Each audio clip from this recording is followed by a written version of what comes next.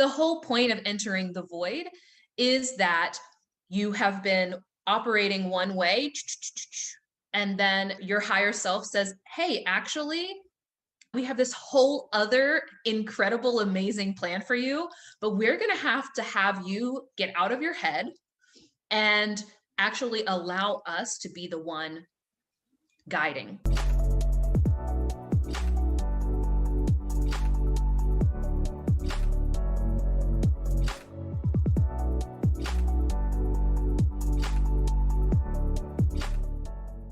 So as I am being a guardian angel and looking over each of you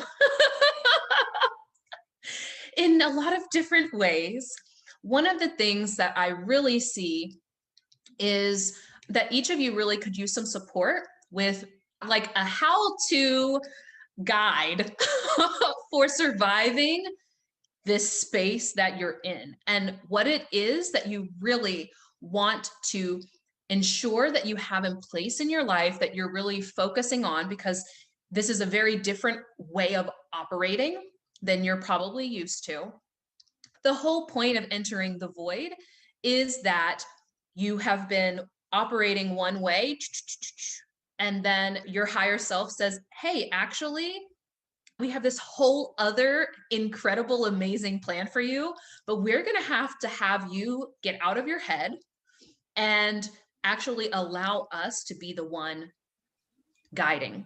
It can be scary. It can feel destabilizing. You can feel so unsure. You can feel like nothing makes sense. I promise you that there is sense to be found here.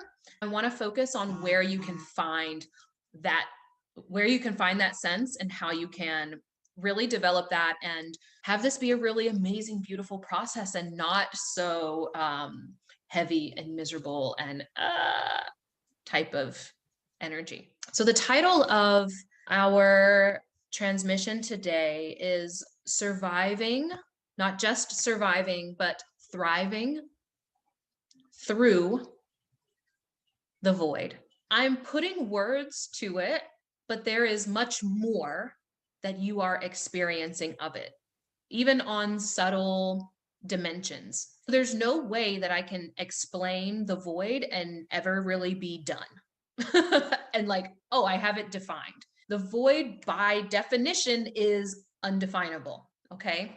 So the experience of the void can begin to show up at a certain point in your life where everything that you believed to be true begins to shatter. And you begin to notice that you have certain questions that, I mean, some of you were born seekers, so you probably always had some of these questions, but they can become heightened. And you begin to ask questions around, what am I here for? What is the purpose of all of this? What am I supposed to be doing? Does that sound familiar for any of you all? It can also manifest in your physical reality as things looking like they start falling apart. So relationships that you thought were really solid all of a sudden can seem to just be disintegrating. It could be your business, or it could be certain friendships. It can be your health, but you'll start to notice that it seems like things are just falling apart and there's not really an amount of efforting that you can do that holds them together. But that doesn't mean that you don't try. Part of it will be like this constant feeling of trying to fit in a box or trying to fit in a skin that doesn't really fit anymore. The void really presents itself as an opportunity to cocoon. And I don't mean cocoon in that you completely like go into hiding, even though that is what you will want to do. You likely will either experience I want to completely disconnect and I want to run away to a convent, or I want to go run away to some mountaintop somewhere where everyone could just leave me alone. Or it can manifest as I want to like avoid it as much as possible, distract yourself, etc. The void is calling on you to be present where you are. So I see a lot of people entering into the void and they do literally run away completely and like don't come back to like reality. The reason why it's important to come back to reality is that you came to have a human experience, whether you realize it or not. Even if you were an alien before this, now you is human. And so being human is part of it, okay? This is not to say that you cannot go, have a silent retreat or even go off and, run off to Bali and like completely disconnect totally. But even if you're going to do that, it's really important, especially for where we're moving in terms of society. It's very important that we have very grounded spiritual leaders. So this grounded embodied piece is so important as you are in the void. So the first thing that I want you to reflect on for just a minute, literally just a minute, because you're going to know, is there anywhere where you're trying to just completely run away in your life, completely disconnect or distract yourself? Don't judge yourself about that. It's a very common, completely understandable human thing to try to avoid pain. Human nature tries to avoid pain and discomfort. So one of the things that we can do in this void state is to try, and because we become aware of certain things, we will typically try to cut off relationships without it always being necessary. Now, I'm not going to say there are some of us who have, maybe we were being in an abusive type of relationship, maybe not even a significant other, but it could be, a sibling or a parent or a friend. And our first instinct is, because now we're becoming aware of it, now we're becoming aware of how that's affecting us, etc.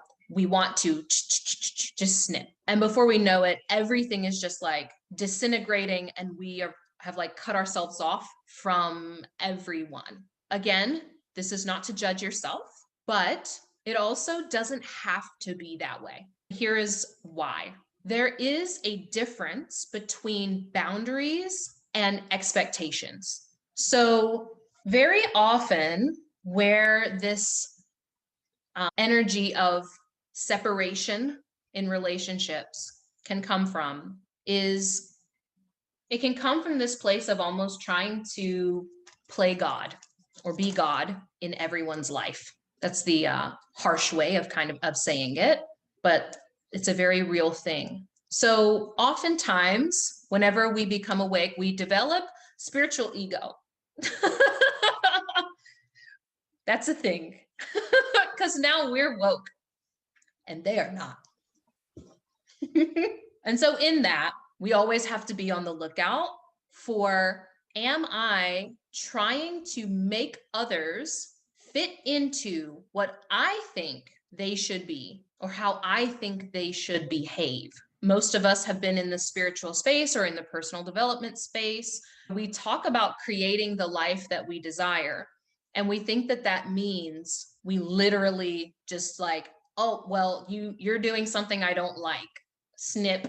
So when we are coming with this energy of expectation, of I think you should, see that word there, should, my brother should da da da da da, or my husband should da da da da da, or my wife should, or my son, or my clients should da da da da da. Look out for where you're putting shoulds on people, because that is where you are defining them and therefore limiting how you see them and limiting how they can show up in your life. So for example, if you think, oh, my partner should do the dishes, simple thing, but When you focus on my partner should do the dishes, but they don't do the dishes, the ego is becoming hyper focused on how they are not that. Then you begin missing all of the other things that they are in your life. You begin to block out all of the ways that they are showing up in your life that is actually serving you in your growth and challenging you, et cetera, et cetera. This also ties into another key pillar of our topic today, which is that the void, or your coming out on the other side, stepping into your highest calling, happens through the process, not through the knowledge. So in a practical way, what that looks like is that if you had, let's use another example. If you have a child and you're teaching them how to do the dishes, they don't learn through you saying, well, you do this, then you do that, then you do this, then you do that. That's the knowledge piece. They learn through the process of it. So even in this space right now, what is even more important than the knowledge that I'm transmitting to you is that you're in a space. It's the structure of the space and the unfolding that's going to happen in your real life. That's how the void works. So do you see how this also applies to the relationships that you have?